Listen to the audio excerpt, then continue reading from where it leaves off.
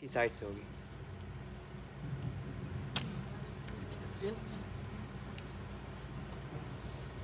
ٹھیک اور کلوز کرنا چاہیے. ٹھیک ہے میں نے ریزیومے چلا نو کر دیں. بیچ میں بھی نہ ہونا.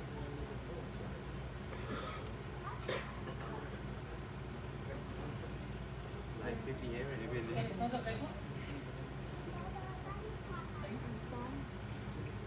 صحیح.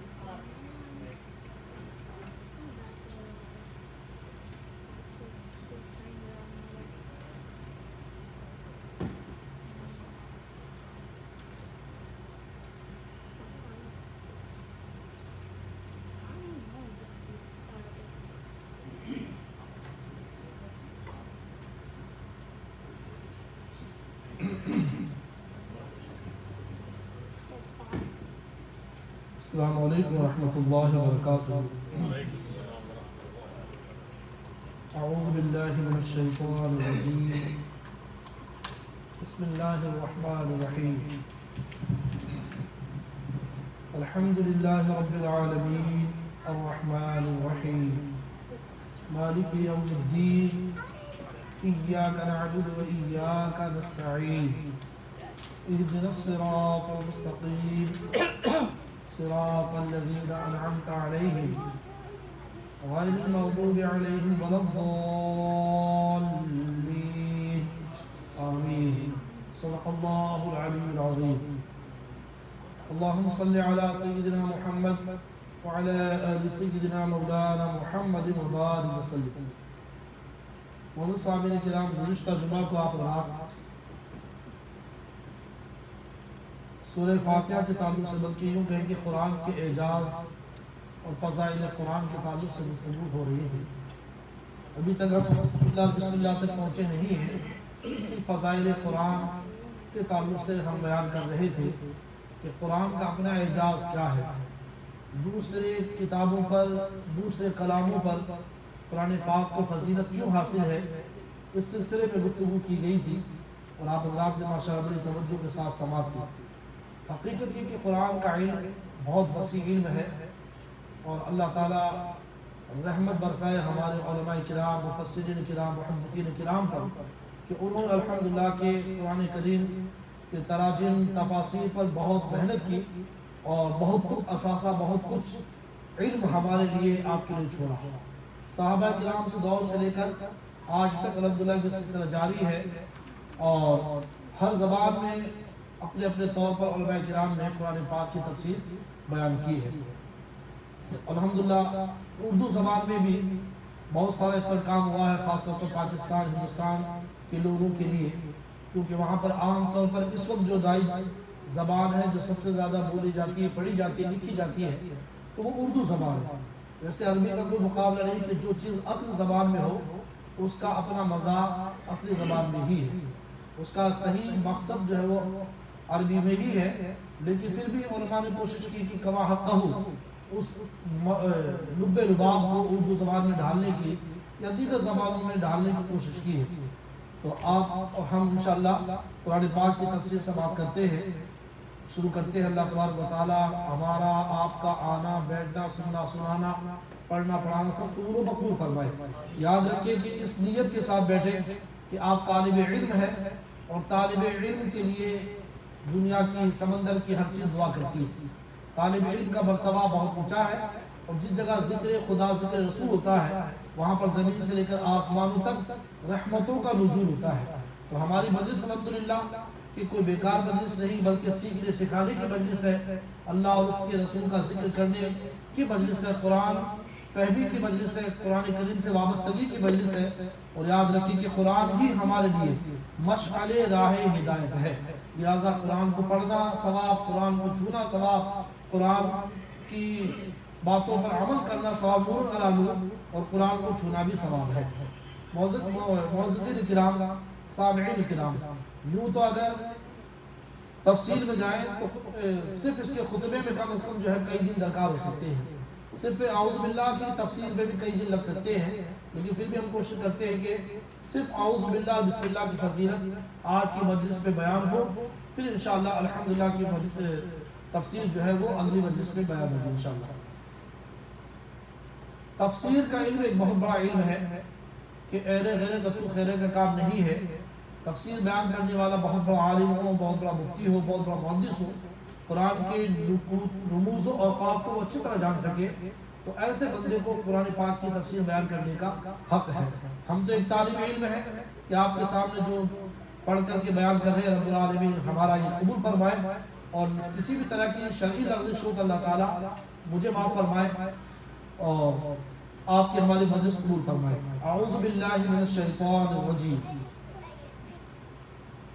اس کے دو ترجمے، ایک ترجمہ پناہ پکڑتا ہوں اللہ کے شیطان نکالا ہوا، اور دوسرا ہے کہ میں اللہ کی پناہ مانگتا ہوں شیطان مرمود سے. یہ اس کا معنی ہے. اب پہلی بحث یہ ہے کہ پڑھنے کی وجہ رب تبارک و تعالیٰ فرماتا ہے کہ اعوذ باللہ کے تعلق سے چند باتیں غور طلب ہے. پہلی ہے کہ تلاوت سے پیش کر ہم اس کو کیوں پڑھتے ہیں. قرآن پاک کی ہم تلاوت کرتے ہیں، نماز بھی ہم پڑھتے ہیں، سورہ فاتحہ وغیرہ کی تلاوت کرتے ہیں، اس سے پہلے بھی ہم اس کو پڑھتے ہیں، تو کیوں پڑھتے ہیں اور اس کی تفسیر کیا ہے، اور اعوذ باللہ پڑھنے کے فائدے کیا ہیں اور اس کے متعلق مسائل کیا ہیں. یہ چار باتیں آپ سمجھتے ہیں. پہلی بحث پڑھنے کی وجہ اللہ تبارک و تعالیٰ خود ارشاد فرماتا ہے قرآن کریم میں فَإِذَا قَرَأْتَ الْقُرْآنَ فَاسْتَعِذْ بِاللَّهِ مِنَ الشَّيْطَانِ الرَّجِيمِ. یہ 14 پارے کی آیت مبارکہ سورہ النحل آیت نمبر 98. اللہ تعالیٰ ارشاد فرماتا ہے کہ جب تم قرآن پڑھنے لگو تو اللہ تبارک و تعالیٰ کی پناہ مانگ لو شیطان مربوط سے. تو یہاں پر اللہ تبارک و تعالیٰ نے خود اعوذ باللہ کا حکم دیا، اور اعوذ باللہ کی یہی الفاظ فاستعذ. یہاں پر اعوذ ہوتا ہے باللہ من الشیطان الرجیم کا الفاظ وہی ہے، تو حکم خداوندی بھی ہے، تو اس لیے ہم اعوذ باللہ پڑھتے ہیں. نیز سرور عالم صلی اللہ تعالی علیہ وسلم اور صحابہ کرام اور ساری امت ہمیشہ اس پر عمل کرتی رہی، تو معلوم ہوا کہ یہ پڑھنا سنت ہے، اعوذ باللہ پڑھنا سنت ہے. ایک بات جس طرح کی نماز سے پہلے وضو ضروری ہے کیونکہ وہ جسمانی پلیدگی، ناپاکی، گندگی دور کرتا ہے اور انسان کو قابل نماز بناتا ہے، اسی طرح تلاوت سے پہلے اعوذ باللہ پڑھنا چاہیے کہ یہ اندرونی پلیدگی کو، گندگی کو دور کرتا ہے اور زبان کو قرآن پاک کی تلاوت کے قابل بناتا ہے. سبحان اللہ. جو بات اچھی لگے تو سبحان اللہ کہہ دیا گیا. چوتھی بات، جو شخص بادشاہ کے دروازے پر حاضر ہو وہ بغیر اجازت اندر نہیں آ سکتا.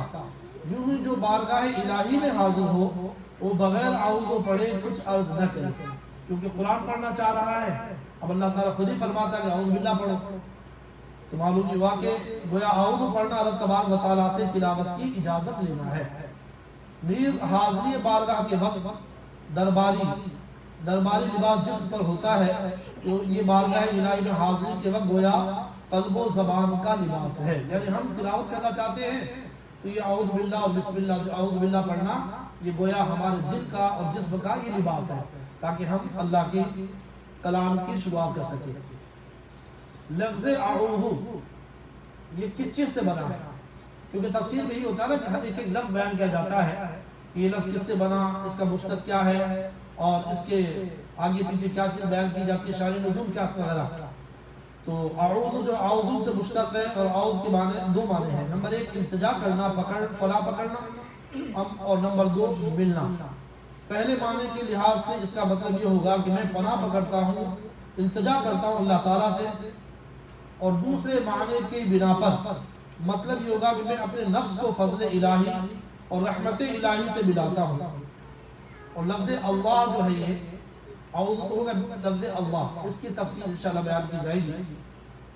بسم اللہ میں نمبر ایک بعض کہتے ہیں کہ یہ شیطان کو جو لفظ یہاں پر آیا ہے شیطان من الشیطان الرجیم، تو شیطان کس چیز سے بنا؟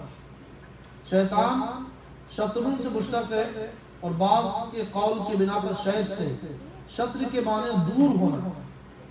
اب ہم شیطان تو کہتے ہیں لیکن لفظی معنی ہمیں نہیں معلوم. تو شطر کے معنی دور ہونا، اور چونکہ ابلیس بھی مقرب بارگاہ الہی ہو کر وہاں سے دور ہوا، جنت سے نکالا، اس کو نکالتا ہے. یہ تو آدم علیہ السلام کے لیے، اس کے لیے کہا فَخْرُجْ فَإِنَّكَ رَجِيمٌ. یہ شیطان کے لیے یاد نہیں، تو دور ہو جا اور تو مردود ہے. تو یہ اپنے سرکشی کی وجہ سے یہ بارگاہ الہی سے دور ہوا، اس لیے اس کو شیطان کہا جاتا ہے. اور شیط کے ایک معنی ہلاک ہونا یا باطل ہونا. اور چونکہ ابلیس بھی سرکشی کی وجہ سے ہلاک ہوا اور اس کا سارا پچھلا کیا درا باطل ہو گیا، کیونکہ یہ بھی فرشتوں کا استاد تھا اور بہت زیادہ عبادت گزار تھا، تو لہٰذا اس کو بھی نکال دیا گیا، اس کی پوری پرانی میں کیا ختم، باطل ہو گیا، اس لیے اس کو شیطان کہتے ہیں۔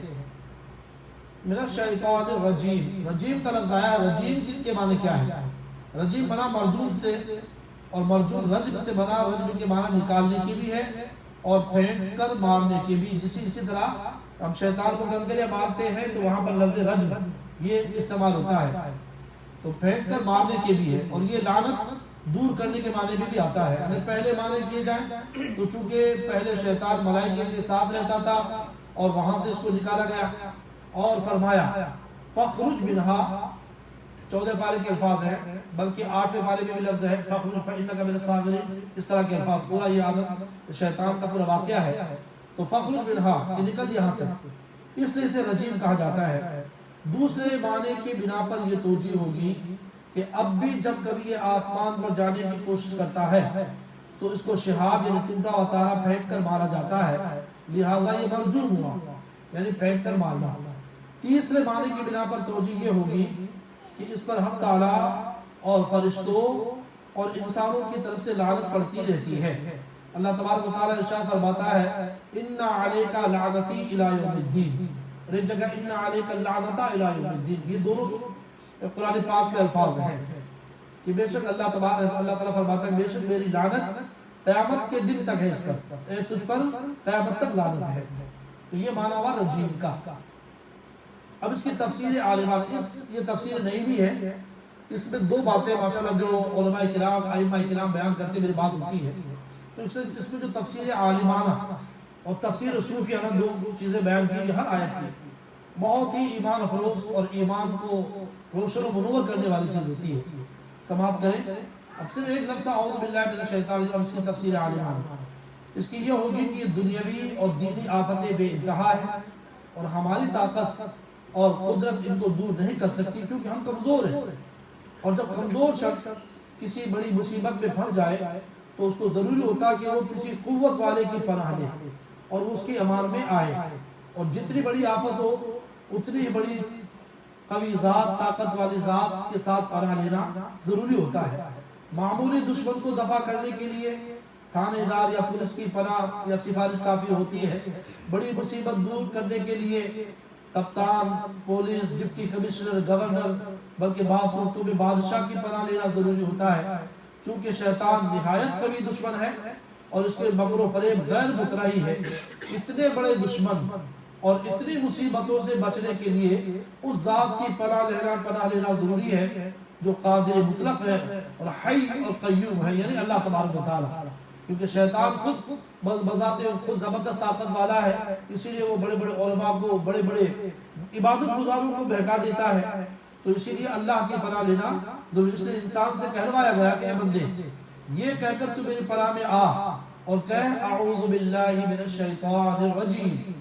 پھر یہ لطف کی بات یہ ہے کہ یہاں یہ نہ کہا گیا کہ شیطان کی کس دھوکہ سے پناہ مانگتا ہوں، جس میں اشارہ اس جانب ہے کہ اس کے سارے وسوسوں اور خباثتوں سے پناہ مانگتا ہوں، تو گویا برے عقائد سے اللہ کی پناہ، برے اعمال سے اللہ کی پناہ، اچھے کام سے بعد رہنے سے اللہ کی پناہ، اندرونی اور بیماری بیرونی رکاوٹوں سے اللہ کی پناہ، غرض کی جو چیز اللہ سے روکے اسی سے اللہ کی پناہ مانگے، تاکہ ہمیں یہ شیطان نیک کاموں سے نہ روکے۔ حقیقت دیکھا آپ نے واقعہ سنے ہوں گے کہ شیطان نمازیوں کو روک دیتا ہے کہ کیا اس سوئی کے اندر سے کیا ایسا ہو سکتا ہے کہ اللہ تعالیٰ اپنی قدرت دکھا سکتا ہے؟ بڑے بڑے عابد تھے، بہت گئے، تو اسی لیے اعوذ باللہ من الشیطان الرجیم پڑھیں۔ اور اس کی تفسیر صوفیانہ یہ ہوگی کہ جو چیز بھی سرکش ہو ہم کو ذکر الہی سے روکے وہ شیطان ہے، چاہے جن ہو یا انسان، چاہے کوئی چوپایا موذی جانور ہو یا ہمارا نفس ہو، یا جسمانی اور نفسانی عوارض ہو یا کوئی دنیاوی کام۔ اسی لیے قرآن کریم میں اللہ تعالیٰ فرماتا ہے شیاطین الانس والجن، یا رب العالمین نے انسان کا بھی ذکر کیا اور جنات کا بھی ذکر کیا سورہ انعام میں، اور ایک اور جگہ آپ کا اور ہمارا رب اللہ سبحانہ وتعالی ارشاد فرماتا ہے من الجنۃ والناس، یہ ہم حضرات ہم اور آپ قل اعوذ برب الناس کی آیتیں پڑھتے رہتے ہیں، تو یہاں پر اللہ تبارک و تعالیٰ جنات کا بھی ذکر کیا اور انسان کا بھی ذکر کیا۔ ایک دفعہ حضرت عمر رضی اللہ تعالیٰ عنہ کی خدمت میں ایک خچر حاضر کیا گیا۔ جب آپ اس کو سوار ہوئے تو اچھلنے کودنے لگا، اس کو بہت مارا مگر وہ اسی طرح اچھلتا کودتا رہا۔ حضرت سیدنا فاروق اعظم رضی اللہ تعالیٰ عنہ اس پر یہ کہہ کر اتر آئے کہ یہ شیطان ہے۔ مثنوی شریف میں آتا کہ نفس ما ہم کمتر از فرعون نیز لیکن اورا عون و مارا عون نیز۔ اس صورت میں معلوم ہوا کہ اعوذ باللہ پڑھیں گے تو ہی مطلب یہ جانور بھی ہمارے بس میں آئے گا، اور جو چیز ہمیں روکنے والی ہے وہ اعوذ باللہ پڑھنے کی وجہ سے ہی ہمارے بس میں آئے گی۔ تو مقصود یہ ہے کہ اس میں الف لام جو ہے جنسی ہے، اور اس کا مقصد یہ کہ میں مطلقاً ہر شیطان کے ہر فریب سے اللہ کی پناہ مانگتا ہوں۔ اس میں اشارہ اس جانب ہے کہ ہم تو نہایت کمزور ہیں اور بڑے بڑے قوی دشمنوں میں گھرے ہوئے ہیں۔ نفس، شہوت، غصہ، حرص، حسد، حوث، لالچ وغیرہ یہ اندرونی دشمن ہیں، اور یہ تقریباً باتیں ہر انسان میں کہیں نہ کہیں پائی جاتی ہیں جو ہر وقت ہمارے ساتھ رہتے ہیں، اور برے ساتھی دنیاوی ضروریات اور عزم کی غلط خواہشات، مثلا آنکھ سے حرام چیز دیکھنے کی خواہش، کان سے حرام چیز سننے کی خواہش، ہاتھ سے حرام کام کرنے کی خواہش، پیر سے حرام کی طرف جانے کی خواہش، یہ تمام خارجی دشمن ہیں۔ تو ایک ضعیف البنیان انسان اور اس کے پیچھے اتنے خطرناک شیطان، تو اس اپنی بے کسی اور بے بسی کو دیکھ کر انسان یوں عرض کرتا ہے کہ اے اللہ تیری پناہ، اعوذ باللہ من الشیطان الرجیم۔ کامل اعوذ باللہ یہ ہے کہ بندہ عمل اور قول دونوں سے ادا کرے، یعنی زبان سے اعوذ باللہ پڑھے اور عملی طور پر بھی برے یاروں یعنی برے دوستوں اور شیطانی کاموں سے بچے۔ جو شخص زبان سے اعوذ باللہ پڑھا کرے مگر برے کاموں سے نہ بچے، اس کا اعوذ باللہ پڑھنا ناقص ہے۔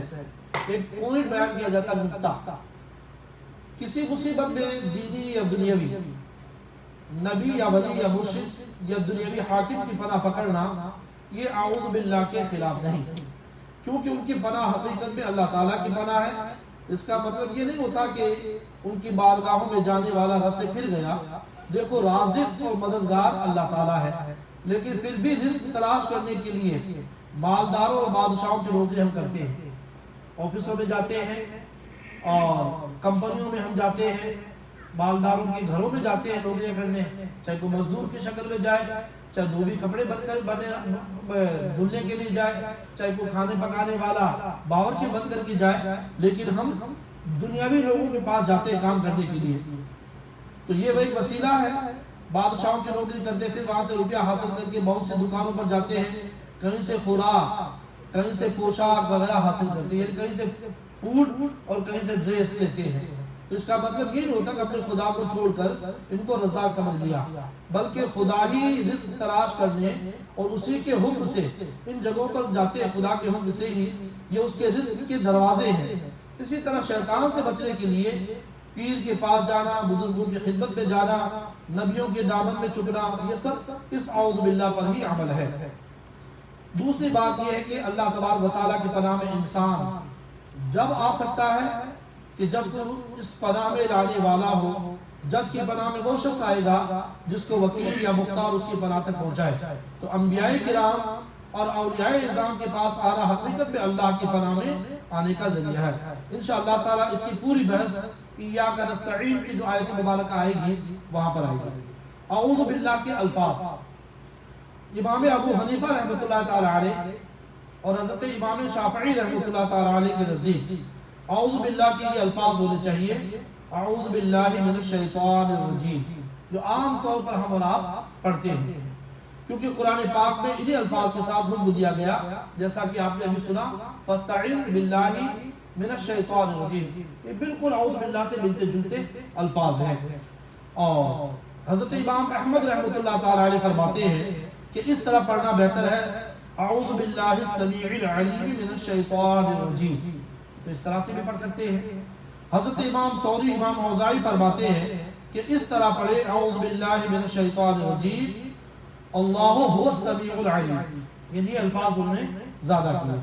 اور بعض روایتوں میں یوں آتا ہے حضرت جبرائیل نے حضور صلی اللہ علیہ وسلم سے عرض کیا کہ آپ اس طرح پڑھیے استعیذ باللہ السمیع العلیم من الشیطان الرجیم، لیکن امام اعظم اور احناف کے نزدیک ہمارے لیے یہ ہے کہ ہم اعوذ باللہ جو پہلی بار بیان کی گئی اعوذ باللہ من الشیطان الرجیم وہی پڑھیں۔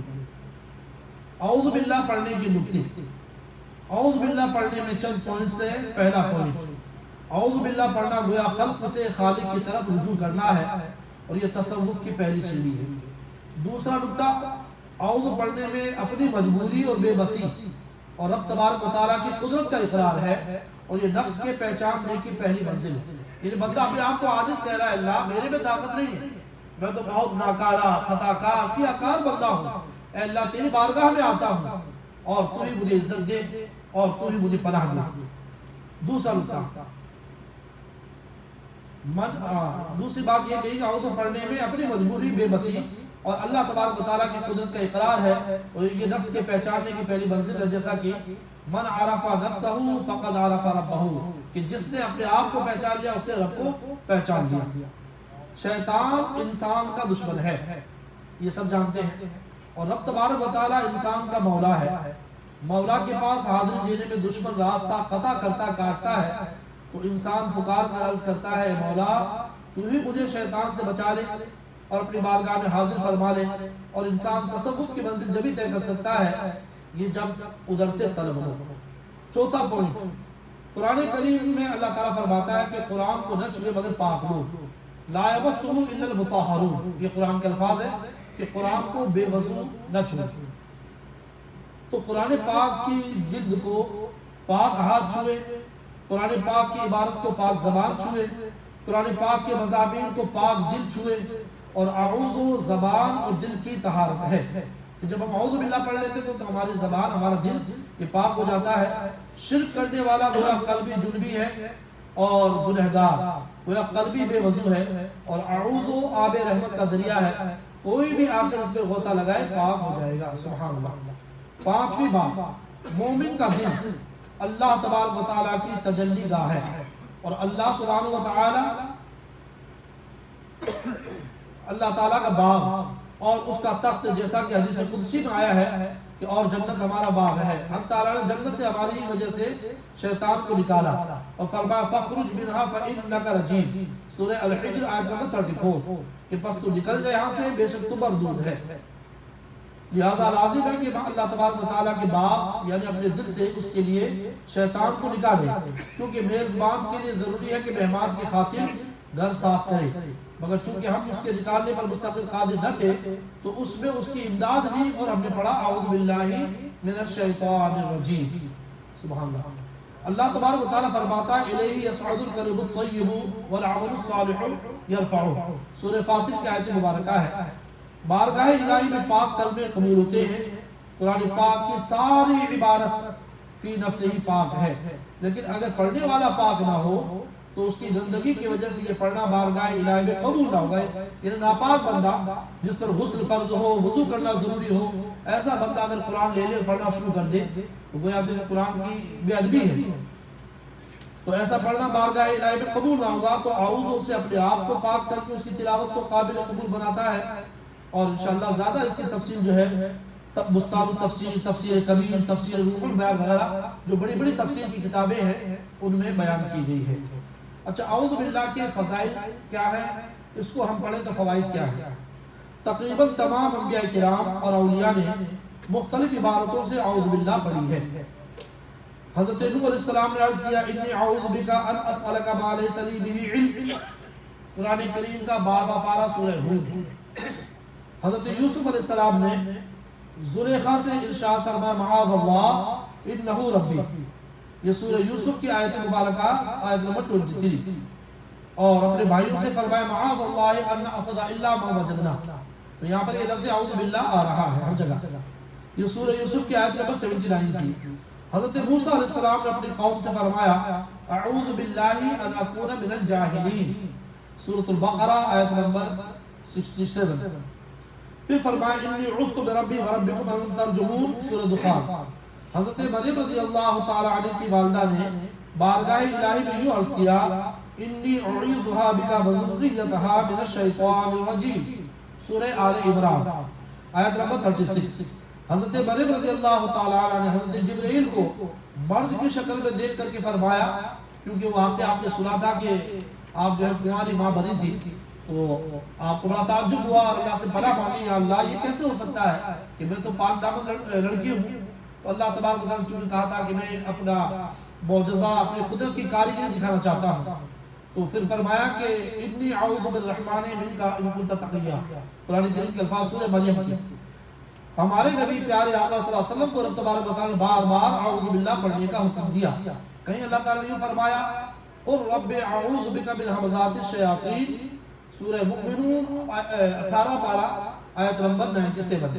کہیں اللہ تعالیٰ فرماتا فاستعذ باللہ من الشیطان الرجیم، اور یہ سورہ اعراف میں بھی آیت مبارکہ ہے۔ پھر رب العالمین نے فرمایا قل اعوذ برب الفلق، قل اعوذ برب الناس، یہ دونوں صورتوں میں اللہ تبارک و تعالیٰ نے اعوذ باللہ کا لفظ فرمایا ہے۔ تو ان آیات سے معلوم ہوا کہ انبیاء کرام نے ہر مصیبت کے موقع پر اعوذ باللہ پڑھی ہے۔ جب انبیاء کرام کا معمول تھا تو ہم تو بہت گنہگار، خطا کار، سیاہ کار بندے ہیں، لہٰذا ہمیں تو ہر وقت اعوذ باللہ پڑھنا چاہیے۔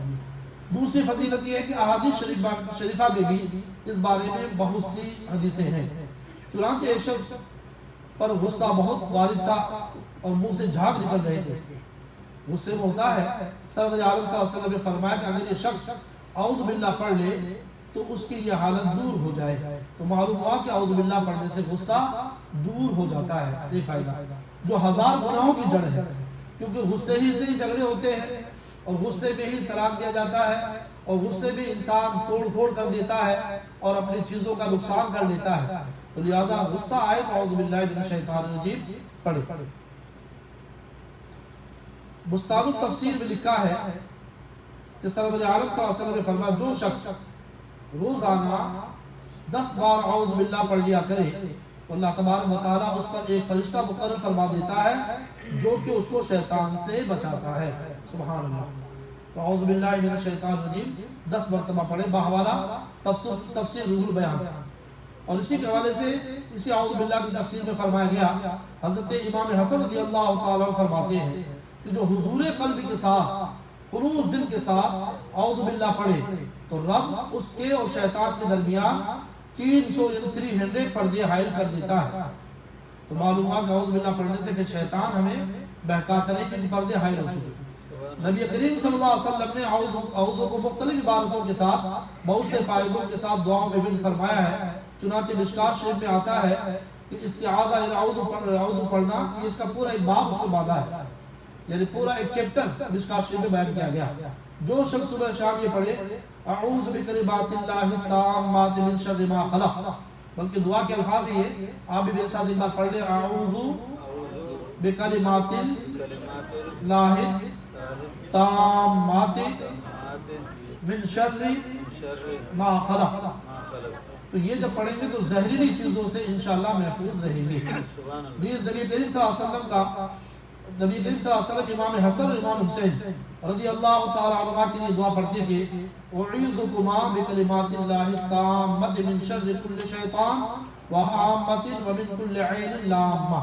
یعنی امام حسن اور امام حسین رضی اللہ تعالی عنہ پر پیارے آقا صلی اللہ علیہ وسلم یہ دعا پڑھ کر کے دم کیا کرتے، اور فرماتے ہیں کہ حضرت سیدنا ابراہیم علیہ السلام اپنے فرزند کو، حضرت اسماعیل علیہ السلام، حضرت اسحاق علیہ السلام کو اس دعا سے تعویذ فرماتے تھے بحوالہ بستان التفسیر۔ تو معلوم ہوا کہ جب انبیاء کرام کا معمول بھی اعوذ باللہ کا رہا ہے، اس سے معلوم ہوا کہ اگر بچوں کو اس دعا کا تعویذ پہنایا جائے یا اس دعا سے دم کیا جائے تو انشاءاللہ وہ بچہ یا وہ بچے ہر بلا سے محفوظ رہیں گے۔ مشکات شریف میں آتا ہے اسی باب میں کہ سرور عالم صلی اللہ علیہ وسلم پڑھا کرتے تھے، اللہم انی اعوذ بک من الہم والحزن والعجز والکسل والجبن والبخل وضلع الدین وغلبۃ الرجال۔ بلکہ یہ حدیث پاک کئی حدیثوں میں ہے، مختلف الفاظ کے ساتھ ہر طرح کے قرض دور کرنے کے لیے، ہر طرح کی پریشانی دور کرنے کے لیے یہ دعا احادیث میں بھی موجود ہے۔ تو اس دعا کا پڑھنے والا انشاءاللہ دنیاوی رنج و غم اور مجبوری اور بزدلی اور قرض اور دشمنوں کے غلبے سے محفوظ رہے گا۔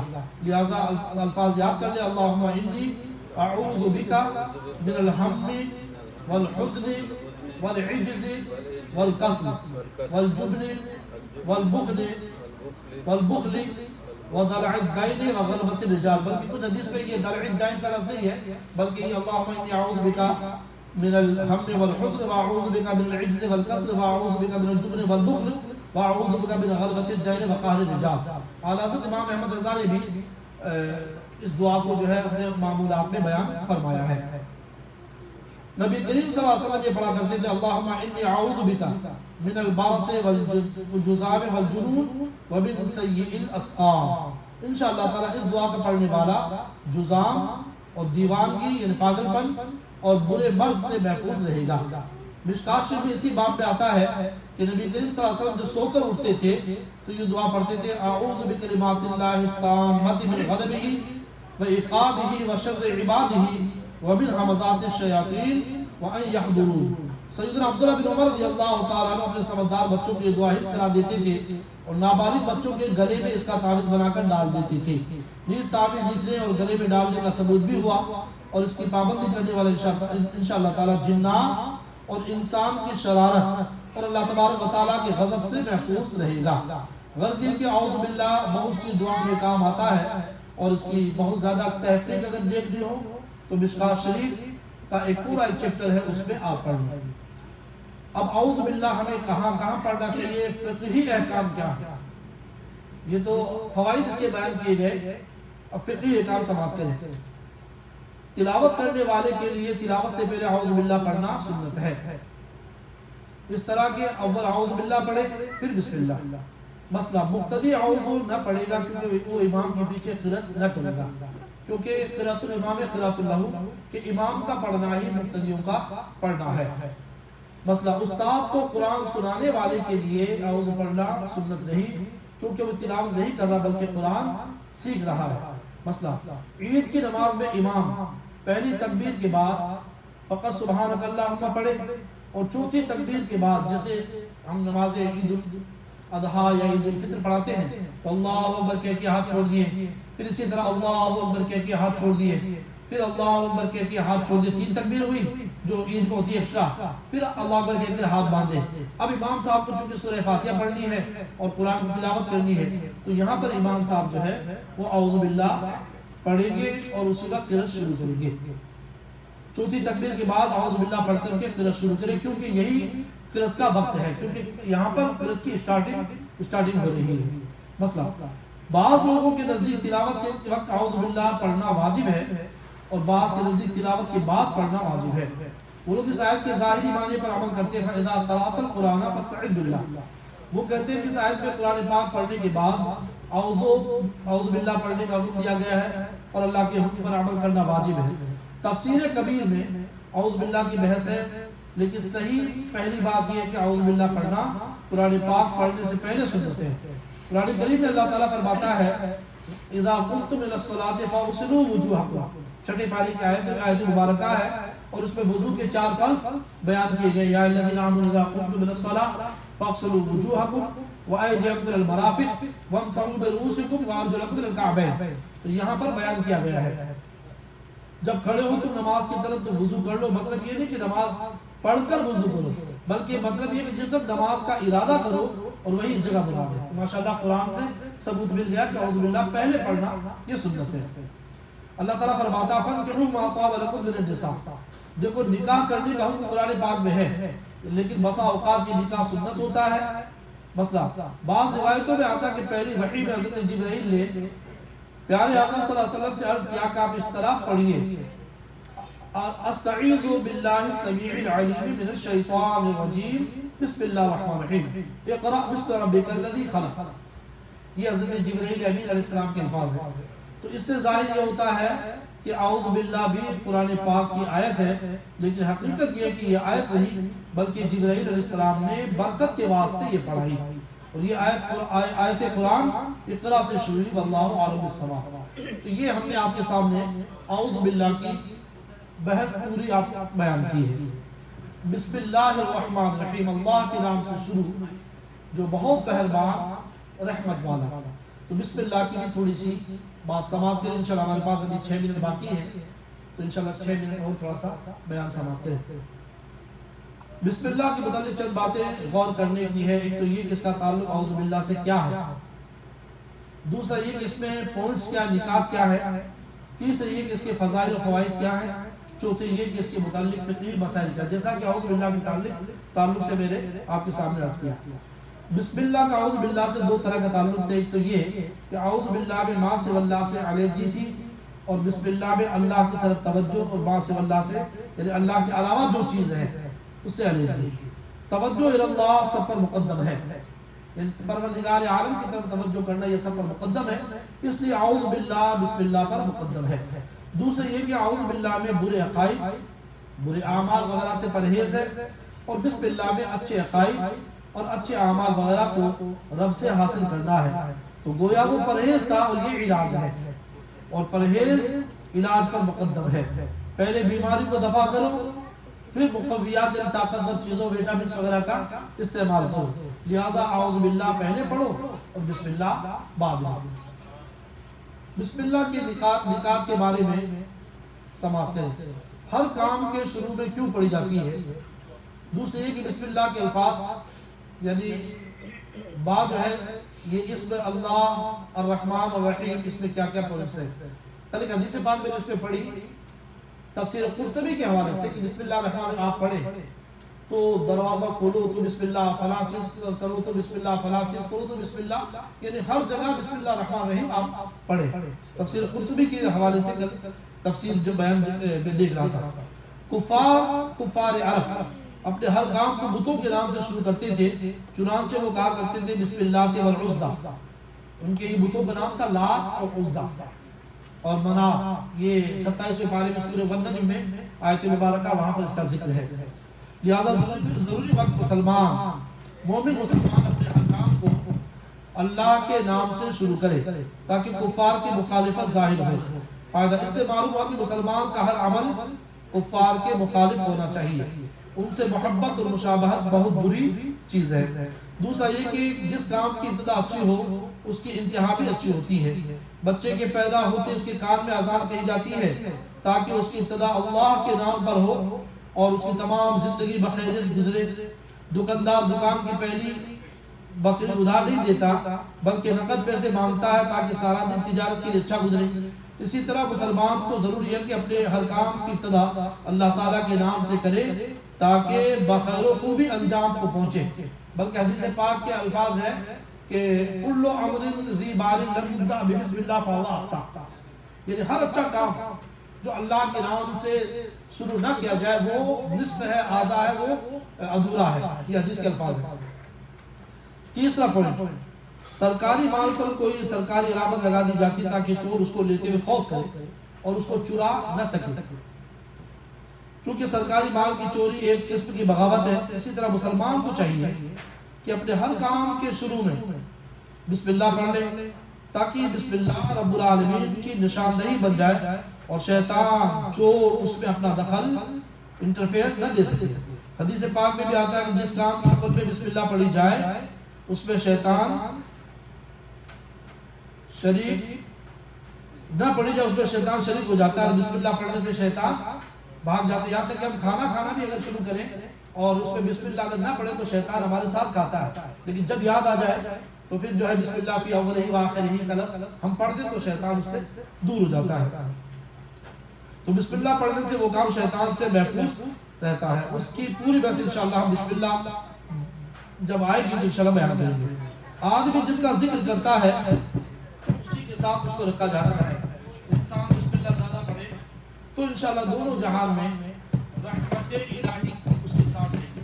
تفسیر کبیر میں آتا ہے کہ بسم اللہ کی بات آتی ہے. روایت بیان کی گئی کہ ایک مرتبہ نبی کریم صلی اللہ علیہ وسلم نے صدیق اکبر رضی اللہ تعالیٰ عنہ کو اپنی انگوٹھی عطا فرمائی اور فرمایا کہ اس پر کسی نقاش سے کسی کاریگر سے لا الہ الا اللہ لکھوا دو. صدیق اکبر رضی اللہ تعالیٰ عنہ نقاش کے پاس لے گئے اور فرمایا کہ اس پر لکھ دے لا الہ الا اللہ محمد رسول اللہ. نقاش نے یہی لکھ دیا. جب وہ انگوٹھی بارگاہ رسالت میں پیش ہوئی تو اس پر لکھا تھا لا الہ الا اللہ محمد رسول اللہ ابو بکر صدیق. ارشاد فرمایا ابو بکر یہ زیادتی کیسی ہے, یعنی یہ تم نے کیوں بڑھایا؟ تو عرض کیا گیا یا رسول اللہ آپ کے نام کو تو میں نے بڑھایا تھا, میں نے نہ چاہا کہ رب کے اور آپ کے نام میں جدائی ہو جائے یعنی رب کا ذکر اور آپ کا ذکر نہ ہو، صرف لا الہ الا اللہ لکھا جائے اور محمد رسول اللہ نہ لکھا جائے، یہ میرا دل نہیں چاہتا، لہٰذا میں نے یہ عرض کیا۔ لیکن اپنا نام میں نے نہیں بڑھایا۔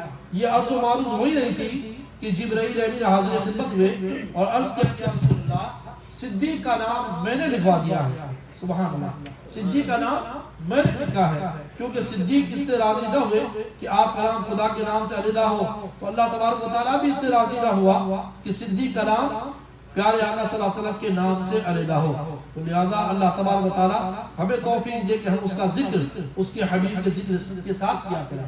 اور حقیقت یہ کہ حدیث پاک کے الفاظ بھی ہیں کہ نبی کریم صلی اللہ علیہ وسلم ذکر کرنا دراصل اللہ کا ذکر کرنا، من یطع الرسول فقد اطاع اللہ، جس نے اللہ کی اطاعت کی، جس نے رسول کی اطاعت کی، اس نے اللہ کی اطاعت کر لی۔ تو لہٰذا اگر نبی کریم صلی اللہ علیہ وسلم کا ہم ذکر کرتے ہیں، سرکار کی نعت خوانی ہوتی ہے، درود پاک کی کوئی مجلس ہوتی ہے، تو وہ اللہ تبارک و تعالیٰ کے ذکر کی ہی مجلس ہوتی ہے۔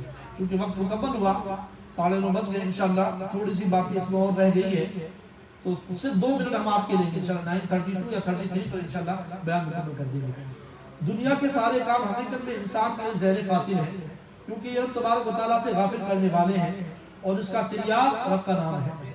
جو انسان رب کے نام سے سارے کام شروع کرے گا اللہ تبارک و تعالیٰ تو اس کا کوئی کام میں غفلت پیدا نہ کرے گا۔ جب کوئی فقیر کسی امیر کے دروازے پر جاتا ہے تو بھیک مانگنے کی غرض سے اس کی تعریف شروع کر دیتا ہے، جیسا کہ دنیا میں آپ دیکھتے پاکستان وغیرہ میں دیکھا ہے، بندہ آتا ہے جس سے کہ امیر سمجھ جاتا ہے کہ بھیکاری ہے، مانگنے والا بندہ ہے، میری تعریفیں کر کے مجھ سے مانگنا چاہتا ہے۔ تو گیا فقیر کا یہ کہنا کہ گھر والا بڑا سخی آتا ہے، تو مطلب اس کا یہ ہوتا ہے کہ کچھ دلوا دو۔ اسی طرح جب انسان کوئی کام شروع کرتا ہے تو چاہتا ہے کہ رب تبارک و تعالیٰ سے اس میں مدد مانگے اور اس کے پورا کرنے اور درست کرنے کی توفیق مانگے، تو صاف صاف تو نہیں کہتا، رب تبارک و تعالیٰ کی تعریفیں کرتا ہے، اور اس سے مقصود یہ ہوتا ہے کہ میرے اسلام لینے کی لاج اللہ تیرے ہاتھ میں ہے۔ تو میں نے اعوذ باللہ پڑھا ہے، بسم اللہ پڑھا، تجھے رحمان کہا ہے، تجھے رحیم کہا ہے، تو اے اللہ تیرے ہاتھ میں ہے، تو ہی اس بیڑے کو پار لگانے والا ہے۔